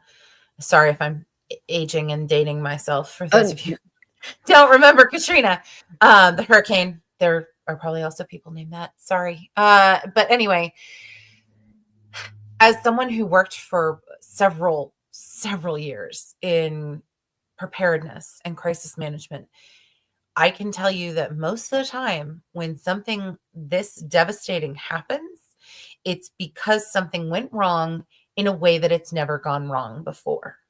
Yep. So again, we should learn from it. But I also, like, the tone of all of these attacks is acting like everybody should have known, and they didn't do what they were supposed to do. And I don't know the facts. And maybe somewhere there is some buried whatever. But I imagine, because of the just sheer size of the devastation, that it's because something went wrong in a way that it's never gone wrong before. It's just my guess. And probably, the fact that it's not fire season. Think about, when it snows in Atlanta and they have no plows, right? They have no equipment to manage a heavy snowfall, because that doesn't happen there. Except again, this year, where it's happened twice. Yes. I don't know that's, but I am, I don't know. It's and not Atlanta specifically, but yes. Yeah. The South. I live in Virginia, and we just had snow here. And I mean, I don't think we hit a foot, at least not where I live. But man, did it take a while for us to dig out from under it, because that doesn't regularly happen here. And it's really expensive to have enough equipment and materials to prepare for and clean up from that. if it's not going to happen, right? So anyway, Mhm. I've gone off on a tangent that hopefully still made sense for a minute there. I don't know why this is happening. I really hope that that people are doing everything they can to help each other stay safe. Yes. And yeah, Yes. And if anybody has some good stories, because the political stuff is always going to be the stuff that hits the news. And, the stuff that comes across our algorithm is always going to be the stuff that pisses us off. It's going to be the Jesse Waters saying stupid stuff. Again, I mean, if I'm sorry, but if you're making this political and you're using this to score political points, I don't care who you are. I don't care what side of the aisle you're on. Anytime anybody uses a natural disaster and their first instinct is to go political, none of the words I have for you are decent. Like none. should be said None. on a live recording. Yeah, no. Maybe later. Maybe if I have a little bleepy button, I don't know. But yeah, I don't have any words for you that aren't centered around swear words. None. Yes. None. Yes. It's inappropriate.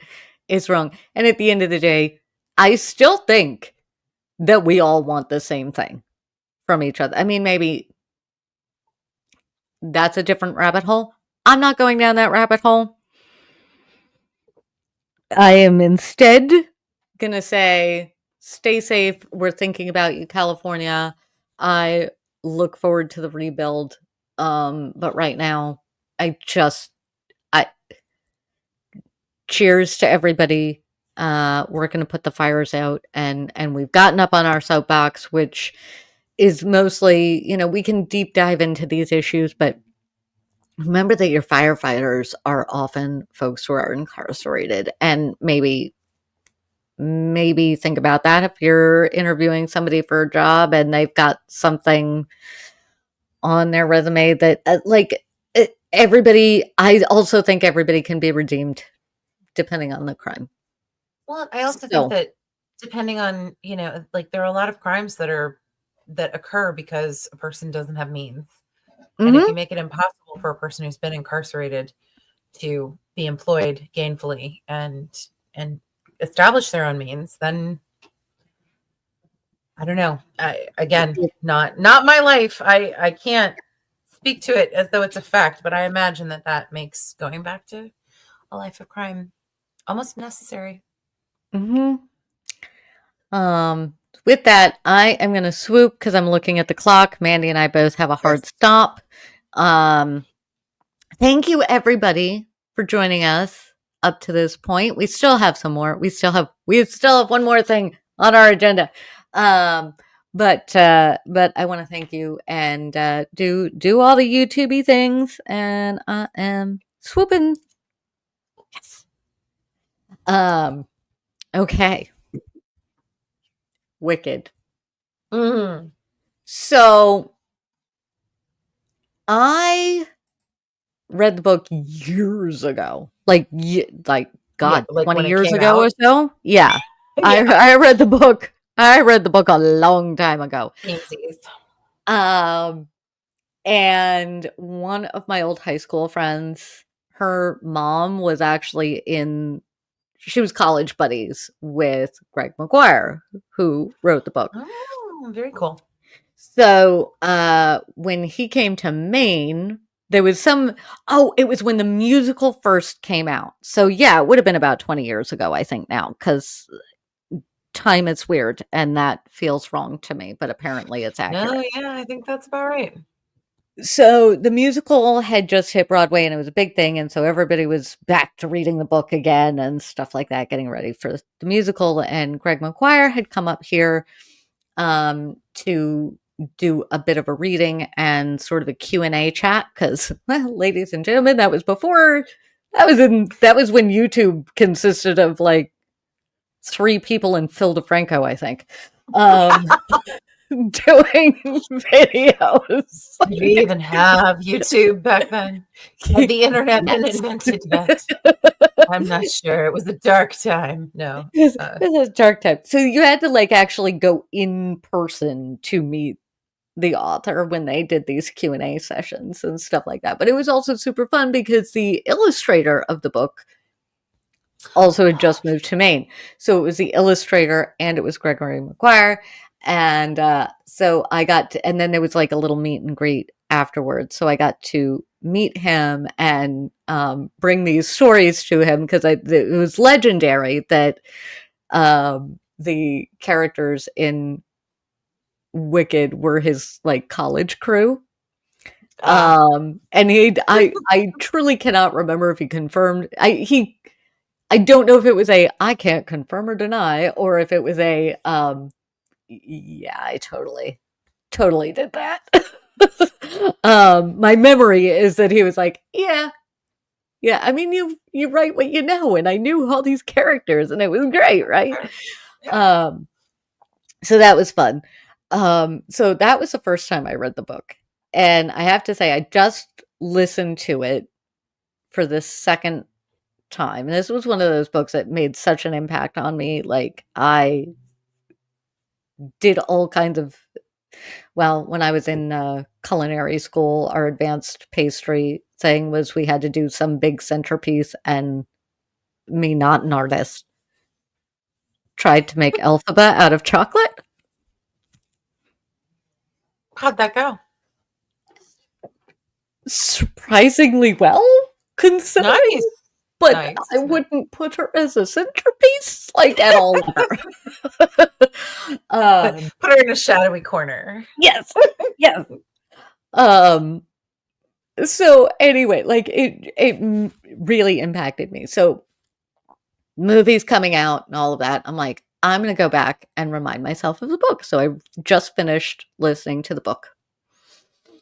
Now, I don't know how, but the musical, Mandy, has missed me, like gone, like lost level, just nothing outside of, I know there's a song with Popular, and I know there's Defying Gravity, and that like that's Oh yeah, I think of the if musical. you are in any way theatrical, you can't have avoided Defying Gravity for this many years. So yeah, that exists. And Popular, very cute, very fun little song. Yeah. So I likewise read the book back when it first came out, or very close to it anyway. And read it more than once. Mhm. And for some reason never read Son of the Witch. That's a different story. It is. I've heard it's really also good. very I don't good. know. I don't know why, but it like didn't take. Anyway, I did not, even though I was living in New York when Wicked first came out, I did not see it until many years later, but I have seen it on stage. I will say Popular and Defying Gravity were the only songs that stuck with me between seeing it once on stage and going to see the movie because my daughter wanted to see it. So, yeah, to the point where like, and I still haven't gone back and looked, but there is a song in the movie that I don't think was in the stage show, but I couldn't like, I know they did add some things, but like, I can't tell you for sure if this was one of the added pieces or if I just somehow it fell out of my brain after I went and saw it on stage. But anyway, also for anyone who doesn't know, the movie that just came out is only part one. There is a second movie. So I was in the theater with several people who were surprised by that. So yes, it goes up to Defying Gravity is pretty much the cutoff. I sort of was wagering when somebody was like, it's in 2 parts. I'm like, yeah, I didn't hear that it was a short show, which means, in theater, when you go see live theater, you have act 1, and then you get an intermission, and then you get an act 2. Now, the last time I went to see a show on Broadway, the first time I saw a show on Broadway was Angels in America Parts 1 and 2. Oh, that's a long day. That is an incredibly long day for the actors, let me tell you. There was a big break in the middle, but it was like we were in the theater from like 10 in the morning until 10 at night. It's a very long day. So yeah, a show like Wicked, you're there for 5 hours because I figure if Act 1 is 2 hours and 40 minutes, Act 2 is probably an hour 40. I'm guessing. I could be wrong. So anyway, I missed the musical entirely. First thing, why are we marketing this to kids? Like, is the musical more kid friendly than the book? Yes. Okay. Yes. And I can say that with confidence, having listened only to chapter 1 on Audible since having seen the movie, because I saw the movie with my daughter who's 16. So not, Yep. some mature content is okay. Just listening to chapter 1, she was like, the number of times that she just looked at me completely horror stricken. I'm like, yeah, this was the source material, indeed. And what scares me is now there are copies of this novel in bookstores, and the way it shows up on Audible is with Ariana Grande and, oh my God, I forget her name every time. She has such a Cynthia fabulous voice. Thank you. So it looks very kid friendly. It's the book not. is not kid friendly. The book It's is not not. teenager friendly. It's barely human friendly if you're not well prepared for the graphic and gritty nature of much of the story. So it was written before trigger warnings were a thing. The whole book is a trigger warning. Yes, for certain things. Long, yeah.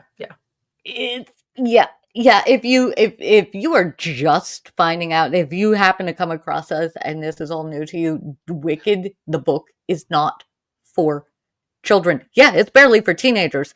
And as I've just re-listened to it, let me tell you, the book is very different when you're 20 than it is when you're 40. Yes. So different. It is a different book entirely. So yeah, the marketing to kids, I've had a hard time because my only experience is with the book, right? So I'm sitting here going, why are we encouraging 7-year-olds to go see this? Yeah. Yeah, there should be some kind of arm of that marketing campaign that's like, but not the book, guys. No. So let me ask you this question, Mandy, because you may know better than me, and I might have to Google it while we're here. Because this is getting to my beef with Wicked, because I feel like, I don't know, as a straight white lady, I like, it'll make me feel better that somebody knows that this got stuck in my head. Now I can't get it out of my head and it's driving me crazy and I need somebody to address it. So it's going to be me. You know how when all sorts of things happen, Wicked being one of them, right? There's always a kerfuffle over somebody playing a role, or like right now, Billy Porter is playing the MC in Cabaret, which is delightful. And I wish I could just travel to London and go see him be the MC in this revival. But there are people who are like, well, Billy Porter can't play the MC in Cabaret because he's the wrong color, which is complete BS and absolutely wrong. And Billy Porter will tell you all the ways why that's wrong. But, and he'd be absolutely right. But you know how there's always these things and people are always like, oh, but a white person should be playing that because the source material said they were white, right? And there were even a few people who were like mad that Cynthia Erivo was playing someone who's green. Yeah. It like anybody can play Elphaba. Anybody. And I like, within some reason, but honestly, the character of Elphaba, literally anybody could play Elphaba. There's a whole thing in the book. It's like, and also, do we feel like we're totally set on the shade of green? Does that, I mean, I can't. The casting questions bother me enormously. So when it comes, because there's the part of me that's like, let's not remake every movie that's ever been made just to cast it more diversely. Right. Instead, perhaps we should tell some more diverse stories, right? Like there is that part of my brain. Mm-hmm. And I no longer care. Like my imagination can allow anybody into any world regardless of what they look like as themselves or made up or animated or, it's all just like, come on, If let's it's get over fiction, ourselves, you guys. find the right person to play the part. Yes. Now, I say if it's fiction because let's be real, we're not going to have Ariana Grande play Rosa Parks because that would just be ridiculous on many levels, right? If And you I just use trust that us for all. that reason. But here's why I get to this. Fiyero. It is a plot point in the book that Fiyero is not white. And I'm sure that Jonathan Bailey does a wonderful job. I think that's his name. Anyway, I'm sure he does a fantastic job. Every time I see a trailer, it's delightful. But I now have this thing in my craw that I can't get rid of because it is a point in the book, and it probably isn't in the movie. But I want to end with this because it's driving me crazy, and I need it. Like, Fiyero is described as being two things. One, very melanin rich. Two, very tattooed. Yes. You know what he's not in any of the trailers? Any of those things. None. No. Nope. And I realize it's silly because, again, I don't care. If Jonathan Bailey is the best for the role, great. The cast in and of itself is super diverse. You had a very missed opportunity. I truly do not remember how Fiyero was portrayed in the stage musical. Sorry to whoever. It wasn't the original cast of the original Broadway cast. And I don't remember who played it. But and I don't remember how it was played very well. I feel like Fiyero in the movie is already miles apart from the stage Fiyero, but I could be wrong. Either way, it is 9 million miles removed from Fiyero in the book. I can tell you that with 1,000% certainty. I don't just mean physically. I mean, the character is not at all the character in the book, in my humble opinion. I think that the actor in the movie did a great job portraying the role as it was written in the movie. Yeah, definitely not. I'm looking up the original Broadway cast. Not melanin rich I at all. didn't think so. But also, I mean, 20 years. Yeah. Yeah, that's not surprising 20 years ago, unfortunately, either. Oh, but Tay Diggs did play him at one point. Ooh. Okay. I would have enjoyed that. That's a choice. I found Wikipedia. I found Wikipedia. All right, we're gonna end with this. As I'm going through different Fieros, right? Because now I have to know how many. Because, guys, is this kind of silly? Yes, but this is one of the only times where I'm like, this is the one time you don't cast a white dude. This is like, and I know it's fiction, and ultimately, I don't care. Like, you find the best person for the part, I'm sure he's delightful. But this is the one time where you're not the one time, but like, if you're gonna claim source material as your citation here, I should see a propensity of melanin rich men playing this part. And I should see a minority of white dudes. Like, there shouldn't be, the balance should be either about even, cool, or I need yeah. And I was going through and I was like, okay, Christopher Cusick. I probably said his name very wrong. Tay Diggs, would have paid money to see that. Lots of money. Followed by Joey McIntyre. For those of you who are young and don't remember the New Kids on the Block, that band that goes on tour every so often, and your mom goes out and gets all crazy, and you look at her like Not this she's mom. lost her mind. Yeah. Yeah. Yep. That he's in that band. I lived through The that original era, boy band, by the way. I lived through that era, and I still get New Kids and Backstreet confused. Yep. I do not. I was a New Kids. I was a New Kids girl. I didn't care. I'm sorry, guys. To my generation, I apologize, but I just didn't. Not my not my craziness. Yeah. My soapbox complaint about Wicked, the movie, is I do not know whether it was a decision made by the studio about how to have the vocals come across and the music and all of it, or whether it is the technology that's in play, although that seems unlikely. But the vocal qualities, watching it and listening to it in the theater, it felt so reduced. It felt very, I don't know if I can even explain this correctly, but like, it just wasn't evocative. It wasn't like, it didn't.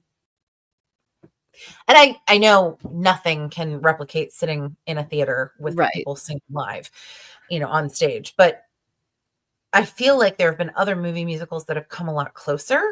And for some reason, this one just felt flat.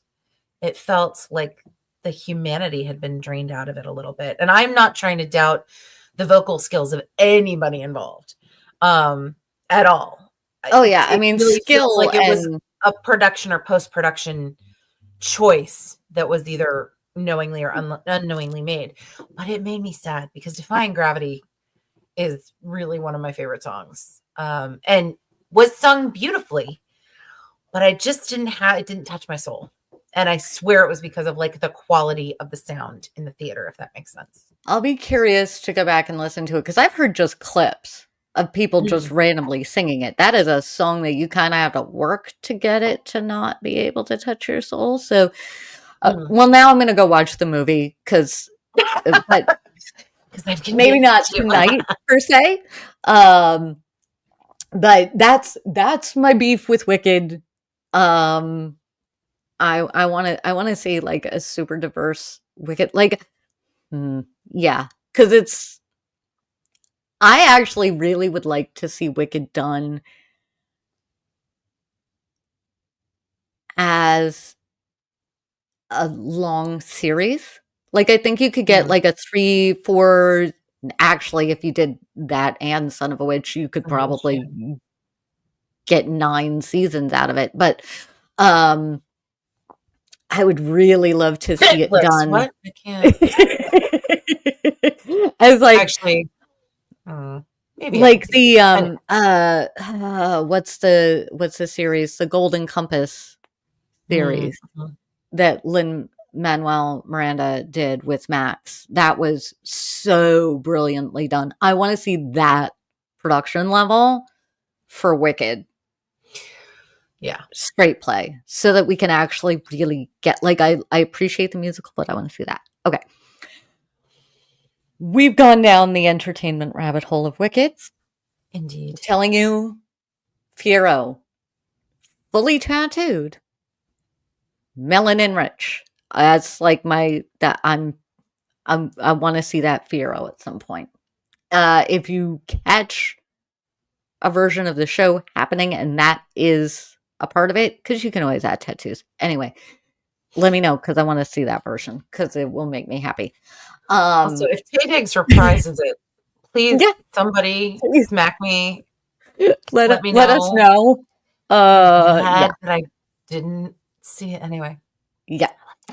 So what I am going to do is I'm going to swoop, and then we are over time, just a smidgen, but we gotta scoot.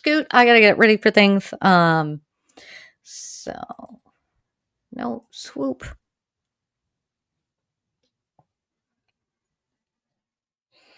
Okay. as we get ready to say thank you, Mandy, for joining us tonight. Glad Thank I you. could make it work. Thank you for timing it so that I could. Yay. Yes.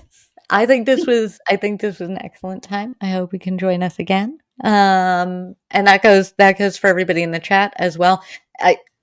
God help me when there's actually people chatting in the chat, because I'm figuring this out slowly. That reminds me, Tuesday, ladies and gentlemen, I failed at scheduling with everything this month. I've forgotten doctor's appointments. I've forgotten hair appointments. Anyway, I'm doing other things for this channel and this stream on Tuesday, and there's just, unless I get super inspired and yell into the camera for half an hour tomorrow night, we're not getting a show on Tuesday. That's going to be, the next show will be Thursday. So just heads up. I will post about it too. Mandy, am I forgetting things? I say this as so I don't know. Am I forgetting things? Are you? I don't think so. Can we tell I'm hungry? I think you said do all the YouTubey things. Yeah. Like us. Yes. Subscribe. Do the things. And yeah, if you're watching this not live, let us know what else you'd like to hear us chat about. Always want to know what you'd like to hear. Doesn't mean we'll do it. We're just kind of catty like that, but we'd like to hear it. And definitely make sure, if there is something like, no, this has to be a you and Mandy thing, like definitely drop in the comments, but also get me here. I'm here on, I don't remember what Blue Sky adds, but I'm there. I'm not on the Bird app anymore because it became a dumpster fire that was not fun. So much Threads, Instagram, if it's a social media and there's that, it's probably me. So yeah, find me there and leave me comments there. Did I remember to post that I was doing a show today? I think I might have missed some of the social somewhere. I saw it on some social media, but I'm not on all the social medias that you're on, so I cannot vouch. Yeah, I have my public ones, and my public ones are that.